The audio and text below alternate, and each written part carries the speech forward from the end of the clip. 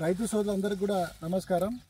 ఈరోజు రాశి సీడ్స్ వారి రాశి 3414 అనే మొక్కజొన్న రకంలో చేన్లో ఉన్నాము. మనము కొనాపూర్ అనే గ్రామము, మండలం వచ్చేసి రామాయణపేట. ఇది ఈసన్నపల్లి శివార్లో వస్తుంది.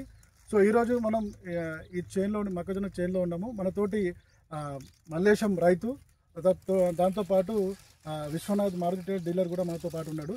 సో ఒకసారి మనం ఈ మొక్కజొన్న ఏ రకంగా వచ్చింది, దాంతోపాటు ఆయనకి దీంట్లో రాశి 3414లో మల్లేశం గారికి ఏం నచ్చిందో ఒకసారి తన మాటల్లో ఏమైందో.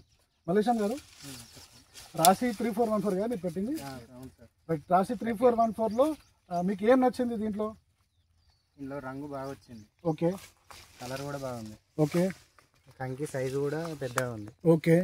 అంచు వరకు ఇత్తులు వచ్చినాయి. ఓకే, అంటే కొన్ని దాకా ఇంట్లో వచ్చినాయి, ఇత్తులు వచ్చినాయి. ఓకే. ఒలిపిడి శాతం కూడా ఎక్కువ ఉంది. ఓకే. ఓకే. ఇంతకుముందు వేసిన దానికంటే దిగుబడి కూడా బాగా వచ్చే రకంగానే ఉంది. ఓకే. ఎక్కడ తీసుకున్నారు మీది విత్తనాలు? ఇది మన నిజాంపేట. ఓకే. మారుతి టైర్స్లో తీసుకున్నాం. ఓకే. ఓకే.